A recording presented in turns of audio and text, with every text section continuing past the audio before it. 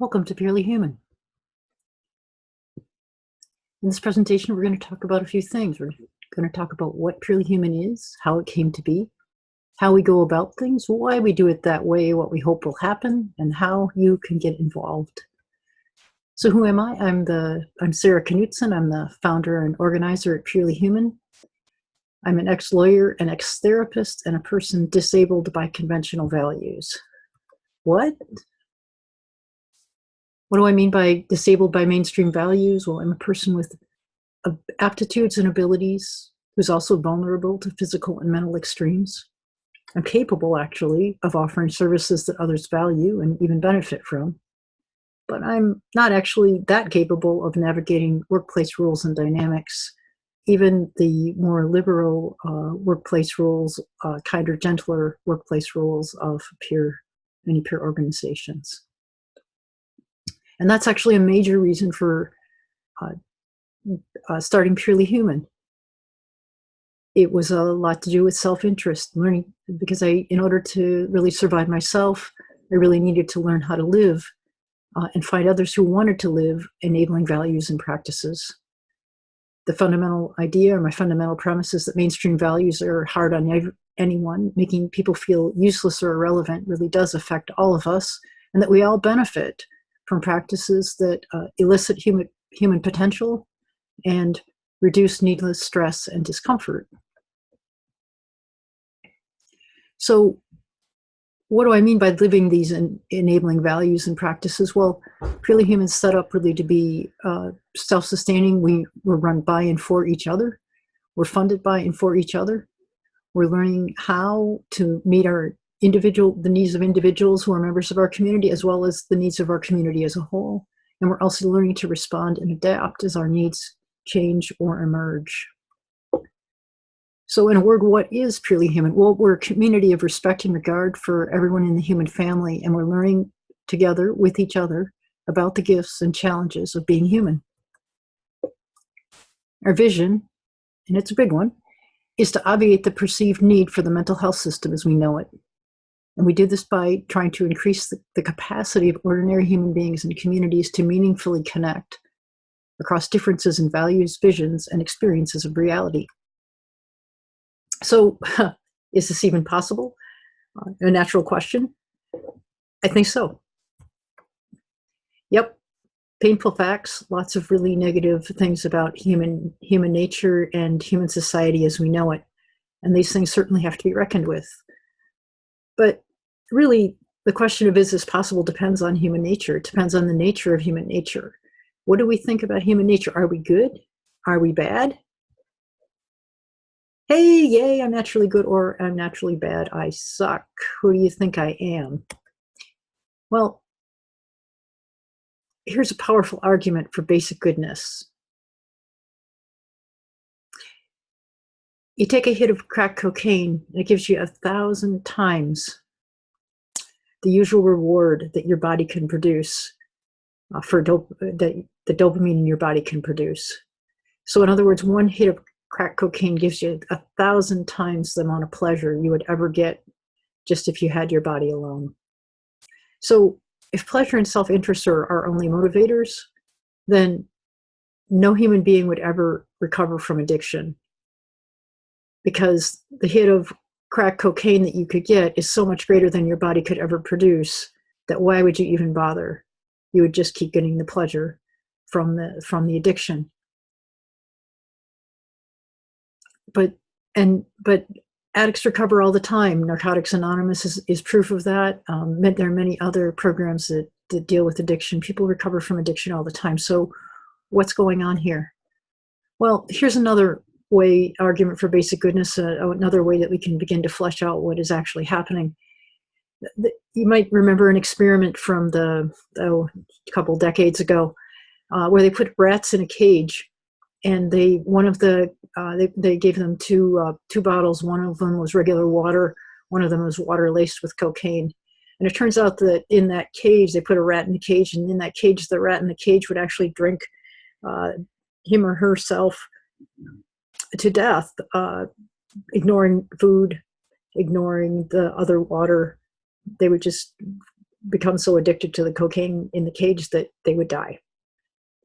So this was proof that drugs are addictive and deadly, and that there's just no way around it once you're exposed to drugs. But then somebody thought a little bit later, it occurred to them that rats are kind of social animals, and they're also pretty doggone curious. And you've got a rat in a cage in isolation with nothing to do. So would a rat become addicted if it was living in a rat park with other rats doing all sorts of fun ratty type things? So they actually built the rat park, and they put the cocaine water and the regular water in and gave the rats all sorts of activities. And it turns out that all of the rats in the rat park actually tried the cocaine water, and none of them became addicted. So they drew some conclusions. And what the conclusions they drew, it turns out there's a variety of reasons that they also apply to human beings, to problem people and well-adjusted people. And the conclusions are this: what makes us sick or well? Well, what makes us well-adjusted or not so well-adjusted? Well, there's the rat cage environment, which basically is a recipe for illness. And it's an impoverished environment that's socially segregated, culturally disconnected. We can't move very much. We don't have very many options. Our choices are defined by others, and nobody gives a rip about what we care about or want. And that is a recipe for illness and unwell-being. But change the environment, and you get a recipe for health and well-being.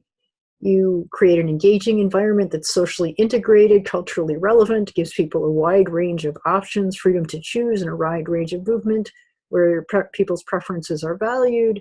And both people and rats remarkably end up doing really, really well. And almost no one becomes addicted, and everybody seems to do pretty well get along. So, and this actually correlates with what we're beginning to learn about the social determinants of health, that really poor social and economic circumstances just have a tremendous wear and tear on human beings. They create a tremendous amount of suffering, both physically and mentally, and they cause a boatload of a much higher likelihood that people are going to become unwell, either physically or mentally, at some point in our lives. And by the way, if you want to learn more about that rat park experiment or the likely causes of addiction, take a look at Johann Hari and his free stuff on the Huffington Post and also YouTube. So, but it turns out, so here we are with this idea of basic goodness, and it turns out that not only the stuff that we're thinking about now is actually something that was reaffirmed and talked about decades before in the Universal Declaration of Human Rights.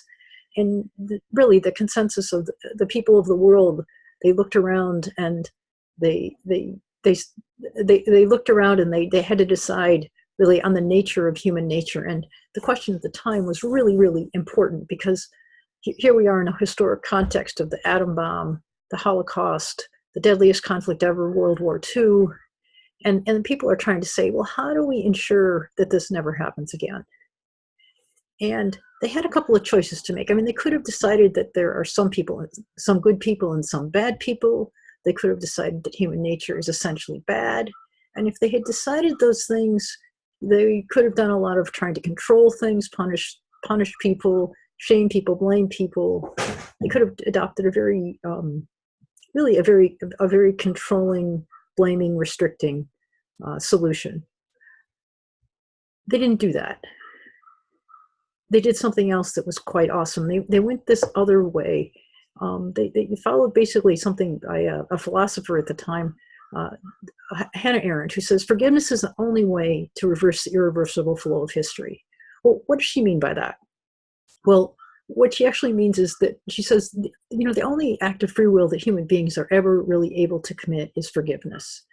And she says, and it's one of the most important ones, because see, what happens usually is if I make a mistake, or even if intentionally I cause you pain, then what you naturally want to do is retaliate and cause me pain. And then because you caused me pain back, then I want to retaliate and cause you pain.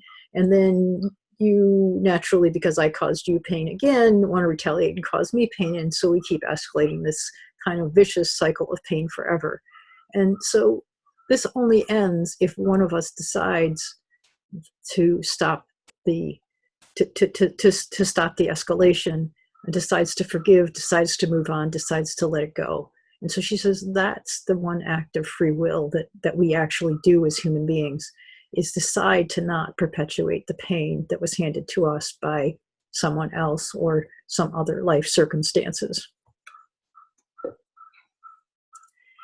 And so they decided to not perpetuate the pain, basically, that was caused by World War II with that tremendous devastation. And this is really remarkable. What they said is, we are a human family.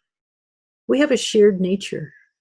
We have a common problem, but it is not each other, and we have a common solution, and we are going to live it, and we are going to assign all of us, all human beings, a non-delegable duty to make this real. And no one is going to take the Nuremberg defense ever again.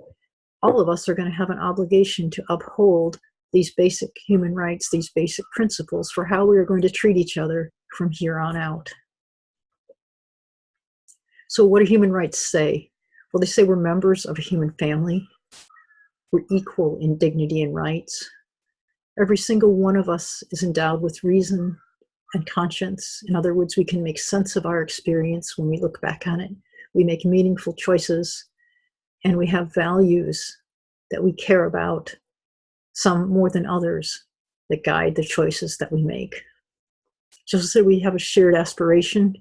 They also said we have a shared aspiration. It's an aspiration for freedom, freedom of things like freedom of speech, freedom of belief, and the well-regard of others around us. And we have a common enemy, and that enemy is not each other, it is fear and want. So what do human rights do? What do these things do? Well, they create, perhaps for the first time in history, a real dignity of personhood. They say that there are certain things that we have, each of us has, gifts, needs, values, beliefs that deserve protection, no matter who we are, no matter where we go, from the encroachment and infringement of others in our lives. So in other words, rights protect our whole being. They protect the most important aspects of our being, and they protect us from extreme experiences that might overwhelm us or threaten our survival. Rights protect our basic needs like safety, shelter, our need to be associated with our family, the means to make a living and support a family. They protect our right to dignity, our right to work. Rights ensure fairness, so that if we're members of minority groups, or if we're members of groups that the larger culture might not value as much, we still get access to the basic things that every human being needs in order to live well and be well. Rights promote respect instead of hurtful social responses. So maybe we try something, we use our judgment, we use our conscience, we use our reasoning, and it doesn't turn out so well. Well, rights protect us from social responses that would shame us, or judge us, or bully us, or preach to us, or try to control us. Rights also hold powerful others accountable to play fair, to be fair, to treat us well. In other words, rights say we're people first. First and foremost, we are human beings. We're not illnesses, we're not problems, we're not cases, and we are not disorders. The other thing that rights do is they're the great leveler. They say that we're human beings on a human journey. And many of us think of ourselves as peers in the realm of healthcare. You know, we're mental health peers. Others of us have been peers at school, or we've been peers as far as a work environment. Parents are peers of other parents. Children are peers of other parents. But what human rights say is that we're peers on a human journey. We're peers on this journey of life. In other words, we're all as human beings, we all face these really difficult challenges. We face the challenges of death and loss, changes, uncertainty, suffering, how to make a living, all sorts of other things. We also all have these questions that no human being yet has really answered in any kind of definitive way that there's any agreement on. So like questions like, why is there suffering? And why do bad things happen to good people? And what happens when we die? And how do I find love? And it turns out that on questions like these, basically we're all equally confused, and that makes us peers as to really the deep things in life that matter the most. And so, one way of looking at the idea of peers is that it really means that we kind of, with respect to important things about the nature of being human, we really have equal standing. And when we embrace that quality, when we embrace our basically our levelness and our pureness as to these deep and insoluble human questions, then we become purely human, and we sort of enter into a community as equals standing. So how do we sustain this? I mean, how do we actually create something based on these really lofty human rights principles that actually could that actually could carry on? And the key, I think, is that we have to work with human nature, because if we fight against it, it will just always be more effort than it's worth. So in order to work with human nature, we have to understand the nature of human nature. And the Universal Declaration of Human Rights is in part giving us some answers to that. But I think it's important that we think about that in order to really do this, if we're going to create something sustainable, we need to hold ourselves to a human standard rather than a medical one. In other words, we need to think about what's good for everyone and start with that. And that's really the human rights idea, is what is good for everyone, what is good for all human beings. And then we need to figure out how to apply what's good for everyone to situations where some of us have extreme beliefs or extreme experiences, or we have a tendency to act in really extreme ways. And that's very different from the medical model, where there's basically one standard for quote unquote normal people and one standard for the mentally ill, quote unquote. And the question then from a medical standard is, well, how much of normal life can we safely trust the quote unquote mentally ill to handle? And we will only give them that many rights and that much regard and responsibility, which when you think about it is a very limiting factor, and also requires an awful lot of working against human nature and an awful lot of effort to decide who actually is worthy of trust and who actually isn't.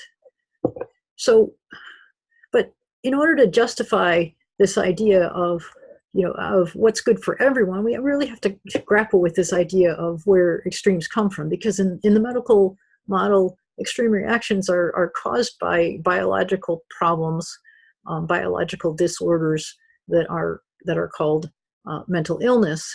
But in the human rights analysis, there aren't two kinds of people, and there aren't two kinds of problems, normal problems and mental disorders. There's really one problem, and we have a common enemy, and that's fear and want. And we have a common malady, which is our tendency to extreme reactions when we get into conditions of fear and want, and we start to feel scared about our survival.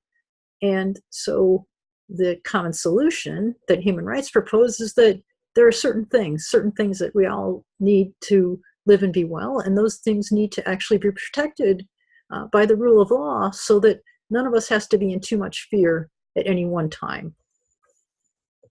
So, in other words, we can begin to think about an anatomy of a breakdown that's very different from the medical model, mental disorder kind of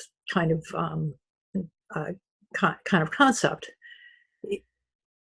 From a human rights standpoint, we can look at this as, hey, this is something that can happen to everyone, because first of all, life is hard all by itself. There are you come into the world, and one thing that's certain, you're going to die, and you're also going to suffer some loss if you live long enough, if you're lucky to live that long. But secondly, we live in a world where basic needs are largely insecure. We live in a world with a lot of bias and prejudice that can potentially shut us out. Oftentimes, trusted institutions don't come through, they let us down. And oftentimes people respond in ways that make it worse. And then there's always the possibility that injuries add up. And when all of those things come together, or at least enough of them, we can pretty much predict a breakdown. And when that breakdown or that overwhelm space starts to happen, our bodies go into a survival kind of response. We're affected by adversity, and we go into this fight or flight response, and it changes us mentally and physically. And you can kind of look here at some of this, how many symptoms do you have of this fight, flight, freeze response? And these are just a few of them. There's a zillion more, because there are just a zillion ways that this fight, flight, freeze response affects us in mind and body. And the important thing is that this is mostly all left out of the medical model. In other words, medical model doesn't talk about the human needs we have. It doesn't talk about the ways that bias, discrimination, prejudice affect us. It doesn't talk about social and institutional betrayal. It doesn't talk about the ways that these things harm us and the losses that we suffer. It doesn't talk about how long we've suffered, and it doesn't talk about the multiple injuries we may have suffered. And a nice way of looking at this is that the percentage of what your doctor is an expert on that's important to your life is maybe at tops 2%.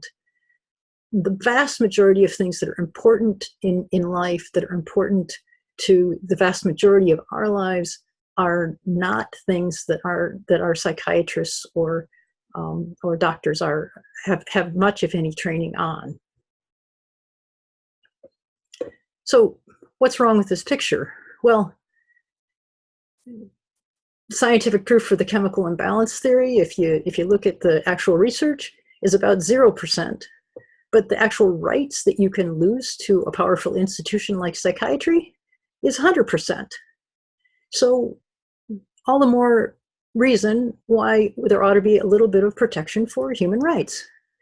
And it's really awesome because psychologists and other mental health professionals are beginning to recognize this. There's a new model out there called the Power, Threat, and Meaning Framework that just came out published by the British Psychological Society.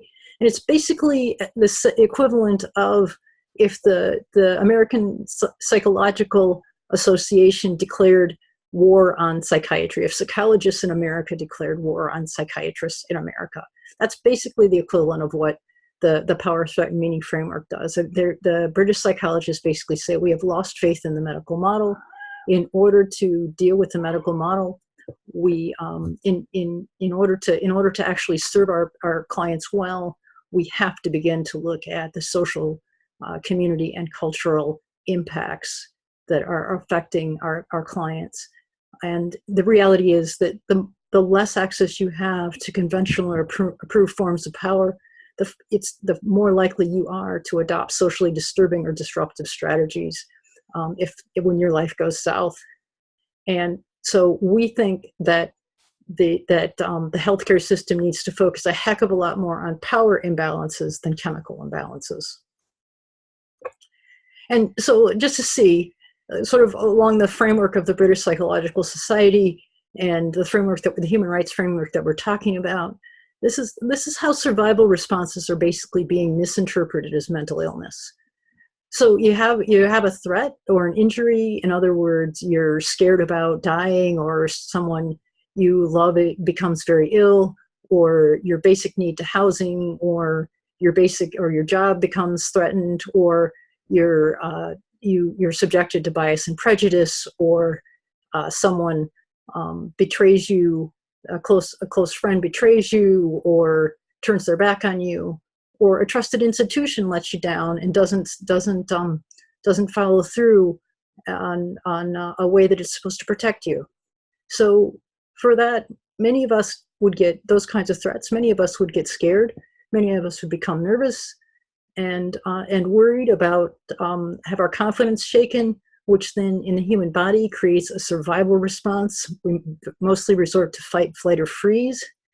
And that fight, flight, or freeze response changes our minds and our bodies. It affects, and it has many, many effects, very broad effects. It affects practically every aspect of our lives. It affects our energy, it affects our appetite, it affects our sleep, it affects attention, memory, how we think, how we feel, what our sense of well-being, what we do, our actions, and our personality. So that's what the fight, flight, freeze response does. Now let's take a look at what's getting labeled symptoms of disorders. Well, what does the DSM and the ICD-9 label symptoms of disorder? Well, it looks at changes in energy, eating, sleep, attention and memory, thought, feelings, well-being, mood, anxiety. It looks at it looks at troubling behaviors, and it looks at troubling aspects of personality. So there's basically a one-to-one correspondence between the effects of survival responses and the things that are getting labeled symptoms of disorders by the mental health system. And if you want to look at this even more and in an even more disturbing way, let's take a look at the effects of psychosocial othering. So here's like 4 groups that society loves to hate. The mentally ill, addicts, criminals, and homeless. So let's take a look at this and look at our question before. Are these groups in right now, the way that our society treats these groups, are they in rat cages or rat parks? Well, so in other words, if you're a person who's labeled mentally ill or labeled an addict or thought of as homeless or a criminal, are you more likely to have an impoverished environment or engaging one? Are you more likely to be socially segregated or socially integrated? Are you more likely to be involved in culturally relevant activities or culturally disconnected, or more likely to be disconnected from the culture you live in? Are you likely to have a wide range of options for moving and roaming your community, or a narrow one? Are your life options limited or restricted? Are your choices defined by you, or are they defined by others? And do people care about what you value and want for your life, or do they basically tell you that it's unimportant, that what you think is unimportant and you should just do what they say? And at least the conclusion I come to is that basically all of these groups that society loves to hate are currently living in rat cages, which, as we've talked about before, is a recipe for illness. And hardly anybody's going to not drink the cocaine in that in that rat cage. And that if we want to change things, if we want people to get better, if we want people to become more involved in ways that they and we value as part of a society and a culture, then we need to start creating rat parks, and we need to start creating rat parks for each other and in the way we treat each other. The other disturbing thing is that these groups, it's not just where these groups are now, but it's where these groups started out life. And the question is, again, did these groups start out life in the rat cage or the rat park? And as we will see, they started in the rat cage. They started out, 90% of folks in these groups 90% of us in these groups started out with our lives subjected to really serious adverse childhood experiences like abuse, neglect, abandonment, interpersonal violence. These are nearly universal experiences of those of us in the mental health system and the criminal justice system, and as well as those of us who end up homeless. Another really disturbing factor is that these things that if we're kids, that these things are being transmitted to us what they call intergenerationally, which means that you start out in a family that your parents were this way, so this is your fate too. And you might think that that's because you're of your parents, but it's also we're entrapped by society. And here's the deal. It's not just that and it might not even be that our families are not good to us. It's also we're trapped in a social context that has rat caged our family, so that everybody in our family doesn't have those options. And to see how rat caged we end up being, look at this. Resilience studies show that relationships are protective. So the idea is that for lots and lots of people, if you grow up in this really, really awful environment, but you come across just one person, a teacher, a neighbor, a great aunt who believes in you and supports you in meaningful ways, it can make all the difference. So you just look at the fact that we have tons of people in these groups that are of society that society loves to hate. And you have to begin to ask the question, like, why are so many of us going through our entire childhoods without finding even one person like this? And to sort of show how this thing happens, and to really illustrate the impoverishment of our relationships, I mean, this is kind of how it develops. At least this is how I think it develops, because I think this is how it developed for me. So something hurts. I go to you for help. You shame me, you blame me, or you blow me off. I end up feeling worse instead of better. So I turn to myself to find my own answers. I try to escape you, avoid you, or act out or act up.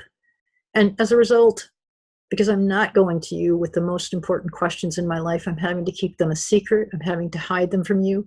I get more and more alone. Plus, think about this. I'm only 2, 3, 4, 5 years old when I'm starting to do this. And so I'm figuring out my world from that point on with the understanding of a 2, 3, 4, 5-year-old. And the most important questions in my life, I'm not taking to anyone else. Plus, the ways that I'm learning to cope, because I'm learning how to do it on my own, are with the resources of a 2, 3, 4, 5-year-old. So my most basic coping strategies become things like, I pretend it's not happening, or I act out my pain, or I create my own imaginary world, or I distract myself or hide. So these are the foundational things that are happening in my life as a very, very young child. And I'm going to carry those foundational things with me unless something changes for the rest of my life. So I take this with me into my teenage years. So in my teenage years, I arrive at my teens with some pre-existing pain, a fairly idiosyncratic, privately developed worldview. And for myself, I was acting in some ways that didn't exactly make me a favorite among my peers. So I wasn't getting a lot of positive feedback from the others in my class, so which was painful as well. So, and I get to my teens and I have more resources: cars, money, culture. There's drugs, sex, internet, social media. Well, not when I was growing up, but that's what kids have now. So a lot of us end up troubled, dropping out, wild, runaways. And so we get to this place because it still hurts. And so somebody along the way, some adult says, you need professional help. And then we go to the professionals, they treat us as sick or ill. We get worse instead of better. The adults in our lives get scared, they ramp up treatment, and we drop out, escape, run away. We go back to what we know, or we pretend it's working to drop out so that we can get enough freedom and enough space to drop out, escape, run away. So this is where we're at when we get to adulthood. Now we've learned two things. We've learned relationships make things worse instead of better. People make things worse instead of better. Help isn't helpful. And now we're going to learn a third thing, or at least I did. So I went to peer support. Again, I had my pre-existing pain, my idiosyncratic worldview, my not very successful way of relating to other people. I also had a mental health diagnosis, and I had an addiction, at least to one thing, maybe others. And so for me, the pain was still there. So I tried peer support. Hey, it was great. We were both, it was sort of great. I didn't really like the fact that I was sick or ill, or that I was in the sick or ill class, but at least I wasn't the only one. So that was nice. Then one of us got worse. Usually it was me. And the other person would say, you need to go to mental health treatment. You need to do something else. We both got scared. We went back to what we knew. And then at that point, for me, the loneliness, the rage, the despair returned. Even my own kind, I'm too much for even my own kind. There is no hope for me. So what's the solution? How do we change this? How do we get out of this vicious cycle, this continual state of relational impoverishment? Well, for me, the solution is to change how we treat each other. In human rights, we say that we have there's really a recipe for well-being. And the recipe for well-being is to recognize and to honor the inherent dignity of all of us, and also the inalienable rights. In other words, it's a kind of radical regard where we can never lose certain fundamental things that all of us need in order to live well and be well. And the human rights view is that this is the foundation of freedom, justice, and peace in the world. I also think it's the foundation of freedom, justice, and peace inside me. So, and the other beautiful thing I think about human rights is that they did away with the Nuremberg defense. They said, protecting human rights is a non-delegable duty. Each of us is obligated to learn about human rights, and each of us is obligated to uphold them. And we never get to say, because someone else told me not to protect human rights, I don't have a duty to protect human rights. That duty is always there among all of us all of the time. So that has a lot to do with what we practice in Purely Human, because in Purely Human, this is how we try to live this out. We try to live with dignity and conscience, in harmony and equality with others in a human family as members of a human family. And what we try to offer each other is this. We try to offer everyone space to have their own reality, valued on a par with everyone else in our community. We also try to offer each other a continual sort of radical acceptance, dignity, caring. We try to offer support that people want, assistance to make sense of experience. Oftentimes that's just a listening ear while we're hearing people out. And we try to offer people a chance to choose their own way, to risk, reject, and to draw their own conclusions. And so this is basically how it works. You get to somehow, the pain and I are still here, but somehow we meet. We're both human, and that has its ups and downs. But we learn to be honest about our fear and vulnerability. And somehow, together, we find a way through. And that builds hope that things can be different.